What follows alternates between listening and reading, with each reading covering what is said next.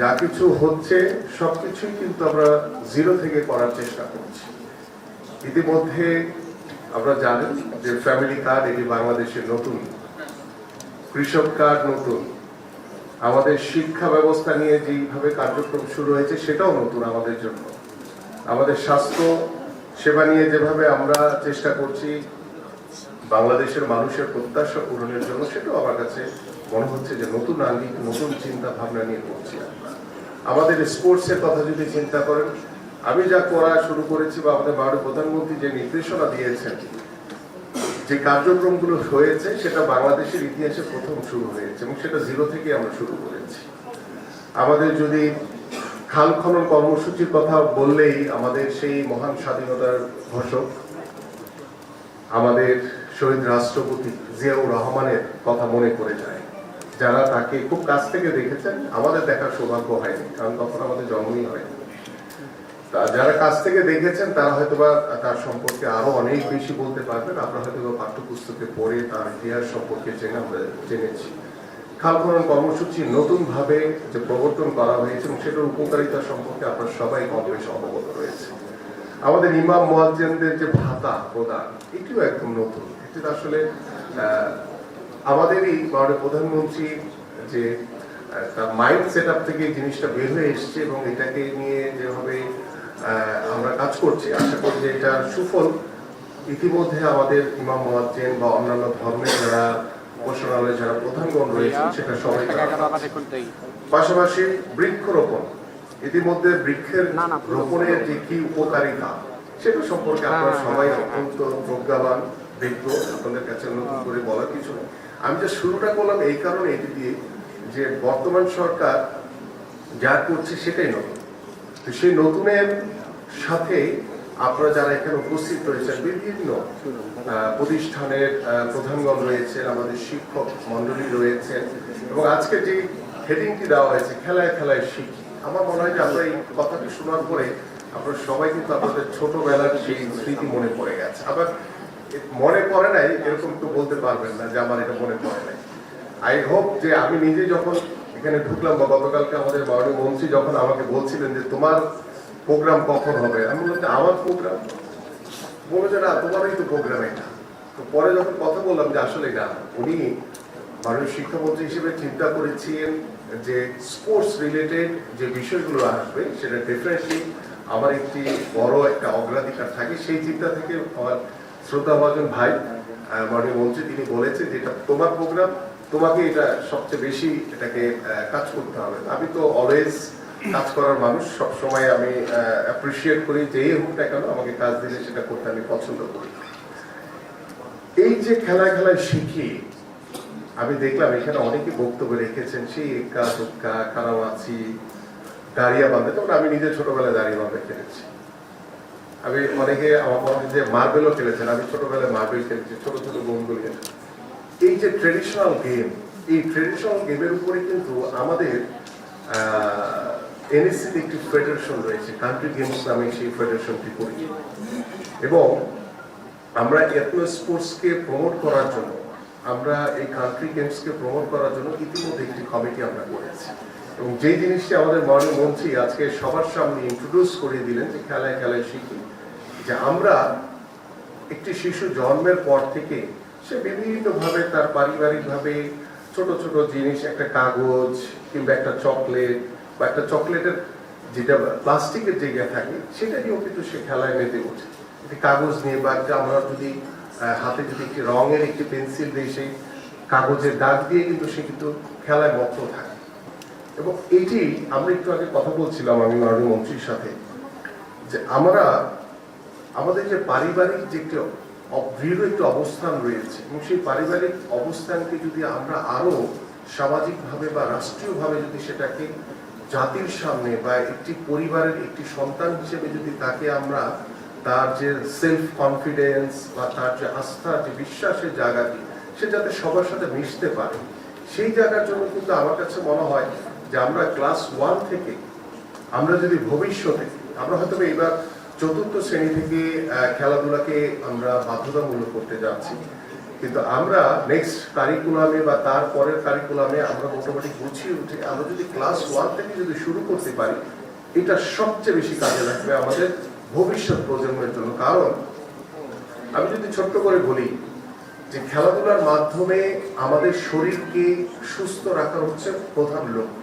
কারণ প্রত্যেকটি বাবা মাই কিন্তু চায় যে তার সন্তানটি সুস্থভাবে বেড়ে উঠে, যাতে এই যে সিজনাল যে জ্বর, ঠান্ডা, কাশি, বিভিন্ন রকম যে অসুখ হয়, এগুলো থেকে কিন্তু দূরে রাখা অন্যতম মাধ্যম হচ্ছে খেলাধুলা। আমরা অনেক সময় হয়তো বা খেলার মাঠ নেই, খেলার মাঠের অভাবের কারণে কিন্তু আমরা দেখা যায় যে এই বিষয়গুলো থেকে দূরে আসি, বা আমাদের যে বর্তমান যে সামাজিক যে পরিবেশ পরিস্থিতি, সেই ক্ষেত্রে অনেক সময় আমরা আমাদের সন্তানদেরকে মাঠে পাঠাতে চাই না।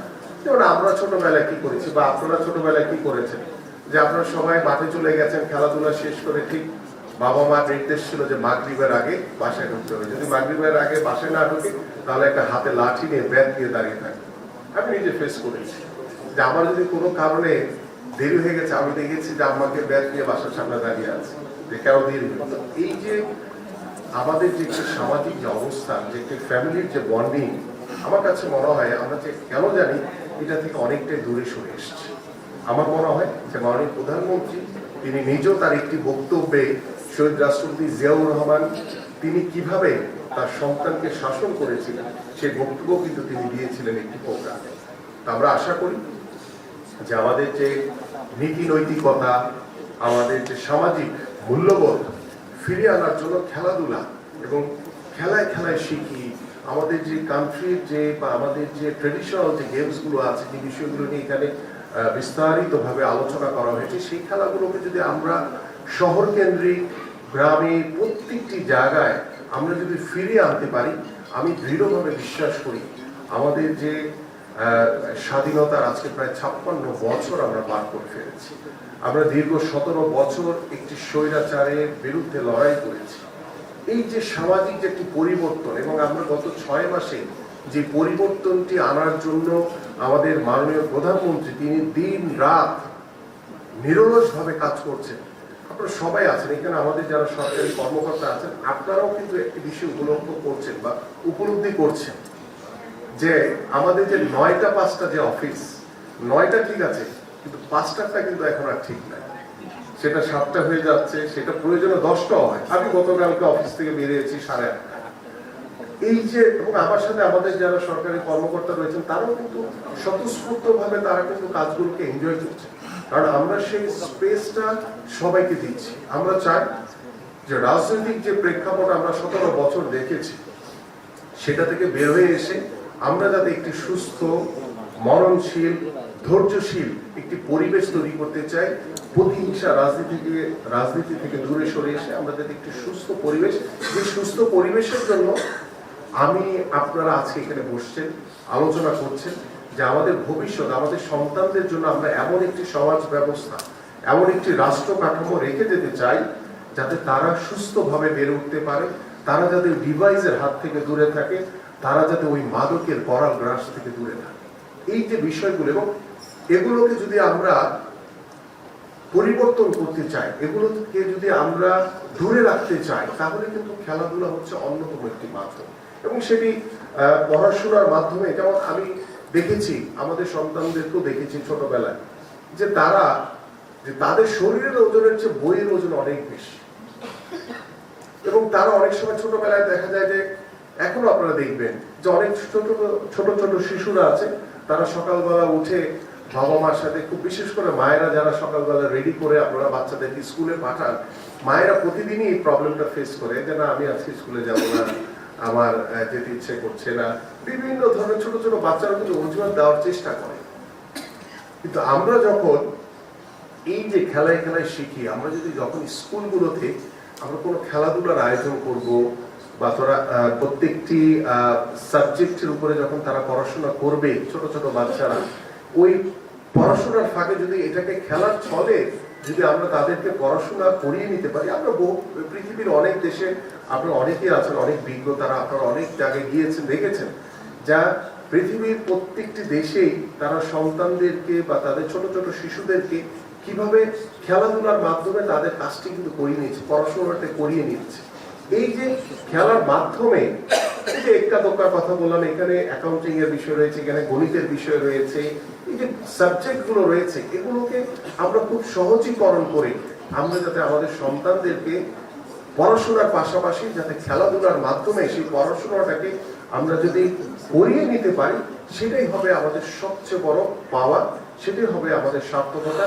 আপনারা যারা দীর্ঘদিন ধরে এই যে 5 মাসে বা 6 মাসে আপনারা যারা কাজ করছেন এই নতুন সরকারের সাথে নতুন ইনোভেটিভ যে চিন্তা ভাবনাকে বাস্তবায়ন করার জন্য, আমি মনে করি যে এই ইতিহাসের একজন সাক্ষী হয়ে থাকবেন আপনারা প্রত্যেকেই, যে আমাদের এই সময়ে আমাদের মাননীয় প্রধানমন্ত্রী জনাব তারেক রহমানের সময় আমরা এই বিষয়গুলো, এই খেলাধুলা, আমরা এই পড়াশোনার বিষয়গুলোকে আমরা নতুন ভাবে ইন্ট্রোডিউস করেছি। লার্নিং উইথ হ্যাপিনেস এই শব্দটি কিন্তু আমরা গত 6 মাস ধরে শুনছি, এবং আমাদের ডক্টর মাহাদি আমিন নেই এখানে, সেইটিকে আরো সুন্দরভাবে ব্যাখ্যা করতে পারত। আমরা চাই যে আমাদের এই যে সন্তানরা তারা যাতে একটি সুস্থ পরিবেশ ফিরে আনার জন্য খেলা যেমন দরকার, ঠিক খেলার জন্য খেলার মাঠও প্রয়োজন রয়েছে, এবং সেই খেলার মাঠের জন্য ইতিমধ্যে আমাদের মাননীয় প্রধানমন্ত্রী এবং আমাদের মাননীয় শিক্ষামন্ত্রী তারা সবাই, কারণ আমাদের প্রত্যেকটি স্কুলে যে সমান মাঠ রয়েছে বিষয়টি এরকম না, কিন্তু আমরা মাঠের জন্য চিন্তা করতে পারি, এবং মাঠে যাতে আমাদের যাদের স্কুলের হয়তো মাঠ নেই তাদের জন্য আমরা যে কাজটি করছি, ইতিমধ্যে আমাদের 300 জন যারা সংসদ সদস্য রয়েছেন কিংবা আমাদের প্রত্যেকটি জেলা প্রশাসক আমাদের ইউনিয়নের কাছে আমরা একটি চিঠি দিয়েছি যে আমাদের 4599টি ইউনিয়নে আমরা একটি করে খেলার মাঠ তৈরি করতে চাই, যে ইউনিয়নে ওই এলাকার ছোট ছোট বাচ্চারা বড়রা সবাই যাতে খেলাধুলা করে যাতে নিজেদেরকে সুস্থ রাখতে পারে। এবং সেই খেলাধুলার মাধ্যমে আমরা চেষ্টা করছি আমাদের ভবিষ্যৎ প্রজন্মের সামনে একটি এমন একটি দেশ উপহার দিতে, যে দেশে আমরা যাতে সুস্থ চিন্তা করতে পারি। আমাদের এই যে কথায় কথায় আপনারা দেখছেন রাস্তাঘাটে মানে স্টুডেন্টদেরকে ব্যবহার করা হয় বিভিন্ন মানে উস্কানি দিয়ে, বিভিন্ন ভাবে তাদেরকে মত সৃষ্টি করার জন্য যে প্রচারের ভিতরে ফেলে দেওয়া হচ্ছে, এই বিষয়গুলো থেকে আমার কাছে মনে হয় যে অ্যাজ এ প্যারেন্টস আমাদের বা একজন সমাজের একজন দায়িত্বশীল মানুষ হিসেবে আমাদের প্রত্যেকেরই দায়িত্ব রয়েছে যে আমরা যাতে প্রত্যেকটি ঘরে ঘরে এবং প্রত্যেকটি, এখানে আমাদের মানে প্রাথমিক ও গণশিক্ষা মন্ত্রণালয়ের অনেক কর্মকর্তারা রয়েছেন, আমাদের মাননীয় মন্ত্রী রয়েছেন। আমি একটি বিষয় আমাদের মাননীয় মন্ত্রী বলছেন, আমাদের মাননীয় প্রধানমন্ত্রী বলছেন, আমরাও বলার চেষ্টা করছি। আমি আমার প্রত্যেকটি শিক্ষা কেন্দ্রিক যেই স্কুলে বা প্রতিষ্ঠানে আমরা যাই, এবং সেখানে আমি একটি কথা সবসময় বলি, সেটা হচ্ছে যে আমাদের নীতি নৈতিকতা ফিরিয়ে আনতে হবে, আমাদের সামাজিক মূল্যবোধ সম্পর্কে আমাদের সন্তানদেরকে আমাদের কিন্তু বলতে হবে। একটি কথা প্রচলন রয়েছে, আমরা ছোটবেলায় বলেছি, কিন্তু এই কথাগুলো এখন কিন্তু শুনি না খুব বেশি। আমার সাথে মনে হয় আপনারাও একমত হবেন যে বড়দেরকে সম্মান করা, ছোটদেরকে স্নেহ করা। আপনারা নিজেরা একটু চিন্তা করে দেখেন, আপনারা এখন আপনাদের সন্তানদেরকে এই কথাটা বলেন কিনা। আমরা কিন্তু ছোটবেলায় শিখেছি, আমার বাবা মা বা আমার বড় ভাইরা বা আপনাদেরও যারা আপনাদের পরিবারের, আপনাদেরকেও কিন্তু সেই ছোটবেলায় আপনার বাবা মা বলেছে। এই জায়গা কিন্তু থেকে আমরা সরে এসেছি। আমার মনে হয় যে আমাদের প্রত্যেকটি শিক্ষা কেন্দ্রে আমাদের এই নীতি নৈতিকতা, এই সামাজিক মূল্যবোধ নিয়ে আমাদের প্রত্যেকটি শিক্ষক মন্ডলীর, শিক্ষিকা মন্ডলীর 5 থেকে 10 মিনিট হলেও তাদের যাতে ওই ক্লাসের সাবজেক্টের পাশে যাতে এই বিষয়গুলো নিয়ে যাতে আমরা উপস্থাপন করতে পারি। এবং সেগুলোর অনেক কিছু রয়েছে, সেটা আমরা কোরআনের আলোকে বলতে পারি, সেটা অন্যান্য ধর্মের যারা আছে সেই তাদের সেই ধর্মের আলোকে এগুলোকে যদি আমরা আমাদের সন্তানদের সাথে শুধু যদি কানেক্টেড করি, তাহলে কিন্তু আমরা একটি সুস্থ ধারা, একটি সন্তান বা একটি সুস্থ ধারার পরিবেশের যে শিক্ষা ব্যবস্থা বা এই যে কথায় কথায় যে উস্কানি দিয়ে বিভিন্ন ধরনের মত সৃষ্টি করা, বিশৃঙ্খলা তৈরি করা, এগুলো সম্পর্কে কিন্তু আমরা তখন অনেকটাই আমার কাছে মনে হয় যে আমরা একটি সুন্দর পরিবেশ তৈরি করতে পারবো। তো এই বিষয়গুলো নিয়ে আমি অনেকক্ষণ বলে ফেলেছি, আমাদের মাননীয় মন্ত্রী বলবেন। সর্বশেষ যেটি বলতে চাই যে আপনারা জানেন যে আমরা ইতিমধ্যে খেলাধুলাকে পেশা হিসেবে প্রতিষ্ঠার জন্য আমাদের মাননীয় প্রধানমন্ত্রী এবং আমাদের যুব ক্রীড়া মন্ত্রণালয় আমরা ইতিমধ্যে কার্যক্রম শুরু করেছি।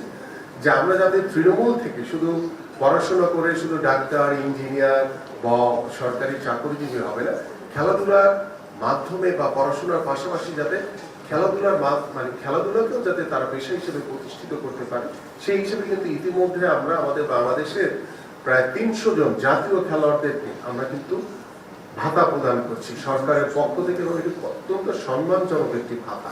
সেই ভাতা আমরা প্রদান করছি এবং সেই পাশাপাশি নতুন করে স্পোর্টস, আমাদের প্রাইম মিনিস্টার্স কাপ বা আমাদের যে প্রাথমিক ও গণশিক্ষা মন্ত্রণালয় কিছুদিন আগে যে ফুটবল টুর্নামেন্ট যারা খালি পায়ে ছোট ছোট, আমি একদিন গিয়েছিলাম ন্যাশনাল বাংলা স্কুলে, আমি গিয়েছিলাম, দেখলাম ছোট ছোট বাচ্চারা যেভাবে খালি পায় এবং তাদের যে প্রতিভা, এটা চিন্তাই করা যায় না। আপনারা দেখলেন কিছুদিন আগে যে নতুন করে স্পোর্টস এর মাধ্যমে যে ইস্কু, সেই রংপুরের যে মেয়ে, সে কিভাবে অসহায় অবস্থায়, তার বাবা নাই, তার মার সাথে দীর্ঘদিন তার যোগাযোগ নেই, কিন্তু সে এই রংপুরের একটি খেলার মাঠে তার একজন কোচ আছে, তার মাধ্যমে সে খেলে কিন্তু আজকে জাতীয় পর্যায়ে এসে সে সবার সামনে কিন্তু পরিচিত হয়েছে। এবং সেই মানুষটির সম্পর্কে বা সেই মানুষগুলোর পাশে, এবং এই যে প্রতিভাবান খেলোয়াড় অনেকেই জরাজীর্ণ অবস্থায় একদম তৃণমূলে তারা ছড়িয়ে ছিটিয়ে আছে।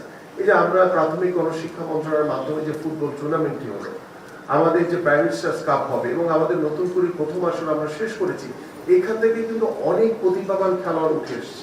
এবং সেই খেলোয়াড়দেরকে আমাদের মাননীয় প্রধানমন্ত্রীর নির্দেশনায়, আমাদের জানেন যে আমাদের সাভারে একটি বিকেএসপি রয়েছে এবং আমাদের বিভাগীয় শহরগুলোতে একটি করে বিকেএসপি রয়েছে। বিভাগীয় শহরগুলো এখন আমরা স্বয়ংসম্পূর্ণ করতে পারিনি, বাট মাননীয় প্রধানমন্ত্রী ইতিমধ্যে নির্দেশনা দিয়েছেন, ইতিমধ্যে আমিও আমার ডিজি বিকেএসপি কে নির্দেশনা দিয়েছি যে প্রত্যেকটি বিকেএসপি কে স্বয়ংসম্পূর্ণ করে আমরা যে প্রতিভাবান খেলোয়াড়দেরকে পাচ্ছি তাদেরকে আমরা সরকারি খরচে বিকেএসপিতে ভর্তি করিয়ে তাদের পড়াশোনা এবং খেলাধুলার দায়িত্ব সবকিছু বর্তমান সরকার গ্রহণ করবে। এটি কিন্তু বাংলাদেশের জন্য একদম নতুন, এবং আমি মনে করি যে আমাদের যেই শুরুটা আমরা করতে চেয়েছি সেই শুরুটা আমরা করতে পেরেছি। সেই শুরুটা যেহেতু করতে পেরেছি, এখন আপনার আমার সবার দায়িত্ব হচ্ছে এটিকে ধরে রাখা, এবং এটিকে ধরে রাখে এটি যাতে কখনো প্রতিভাবান খেলোয়াড়রা বা প্রতিভাবান ছাত্র ছাত্রীরা তারা যাতে কখনো হারিয়ে না যায়, তাদেরকে ধরে রেখে সামনের দিকে কিভাবে এগিয়ে নিয়ে যাওয়া যায়। এবং আমি আশা করি যে আমাদের মাননীয় মন্ত্রী, শিক্ষা মন্ত্রণালয়ের সাথে আমরা বসে আলোচনা করে আমাদের আরো যদি কোনো ইনোভেটিভ বা আরো যদি নতুনত্ব কোনো কিছু আমরা সংযোজন করতে চাই, ইনশাল্লাহ আমরা সেটা করতে পারবো। এবং সর্বশেষ আমি আরেকটি কথা বলে এখান থেকে বিদায় নিব, সেটি হচ্ছে যে আপনারা জানেন যে আমাদের এই সমাজে অনেক প্রতিবন্ধী ডিসেবল বাচ্চারা রয়েছে, এবং সেই মানুষগুলোর জন্য অনেক বাবা মা রয়েছে, তারা অনেক সময় লজ্জায় তারা তাদের সেই সন্তানদেরকে বাসা থেকে, ঘর থেকে বের করতে চায় না। আমি আপনাদের মাধ্যমে, এই মিডিয়ার মাধ্যমে তাদের কাছে আজকে আহ্বান করব যে মাননীয় প্রধানমন্ত্রী ইতিমধ্যে একটি ঘোষণা দিয়েছে। সেই ঘোষণাটি হচ্ছে আমরা বগুড়াতে 20 একর জায়গার উপরে আমাদের আরফাত রহমান জাতীয় প্যারা স্পোর্টস ভিলেজ নির্মাণ করতে যাচ্ছি। এবং সেই প্যারা স্পোর্টসের মূল যাদের জন্য করা, তারা হচ্ছে আমাদের সেই ডিসেবল বাচ্চা, প্রতিবন্ধী যারা ক্রীড়াবিদ রয়েছে, যারা বাংলাদেশের আনাচে কানাচে রয়েছে, যারা হয়তোবা তাদের ভিতরে প্রতিভা রয়েছে, এবং তাদের প্রতিভার মাধ্যমে ইতিমধ্যে কিন্তু অলিম্পিকের সর্বোচ্চ আসরে আমরা কিন্তু পদক পেয়েছি, গোল্ড মেডেল পেয়েছি, এবং তারাও কিন্তু আমাদের ক্রীড়া বাধার ভিতরে অন্তর্ভুক্ত রয়েছে। আমরা সেই মানুষগুলোকেও আমরা চাই যে খেলাধুলার মাধ্যমে তাদেরকে সুস্থ করে গড়ে তোলা, এবং ওই বাবা মাকে গর্বিত করতে চাই যে আপনি আপনার সন্তানকে নিয়ে হতাশ বা লজ্জিত হওয়ার কোনো কারণ নেই। আপনার এই সন্তান আপনাকে পৃথিবীর সুউচ্চ জায়গায় আপনার সম্মানকে বৃদ্ধি করবে, এবং অলিম্পিকের মতো সর্বোচ্চ আসরে পার্টিসিপেট করে আমাদের জন্য পদক নিয়ে আসবে এবং আমাদেরকে গর্বিত করবে। আমি সেই মানুষগুলোর কাছে আহ্বান করব যে আপনারা ইতিমধ্যে আমাদের প্যারা অলিম্পিক কমিটি সেই কার্যক্রম শুরু করেছে। আমরা ইনশাআল্লাহ দ্রুতই, আমাদের মাননীয় প্রধানমন্ত্রী ইতিমধ্যে সম্মতি জ্ঞাপন করেছেন যে আমরা দ্রুতই জাতীয়ভাবে বিভাগীয় পর্যায়ে প্রত্যেকটি জেলায় অংশগ্রহণের মাধ্যমে আমরা আমাদের এই ডিসেবল প্রতিবন্ধী ক্রীড়াবিদদেরকে নিয়ে একটি জাতীয় টুর্নামেন্ট করব, এবং সেই জাতীয় টুর্নামেন্টের উদ্বোধন করবেন আমাদের মাননীয় প্রধানমন্ত্রী জনাব তারেক রহমান। আমি আপনাদের সকলের প্রতি আজকে এত চমৎকার খেলায় খেলায় শিখি এই যে কর্মশালা, এই কর্মশালা সুন্দরভাবে সফল হবে ইনশাআল্লাহ, এবং সেই সফলতার মাধ্যমে আমরা আমাদের যে কাঙ্ক্ষিত লক্ষ্য, সেই লক্ষ্যে আমরা পৌঁছাতে পারবো, আপনারা পারবেন, এবং আপনারা প্রত্যেকেই ইতিহাসের এক একজন সাক্ষী হয়ে থাকবেন এই প্রত্যাশা ব্যক্ত করে আজকের মতো বিদায় নিচ্ছি। আল্লাহ হাফেজ। বাংলাদেশ জিন্দাবাদ।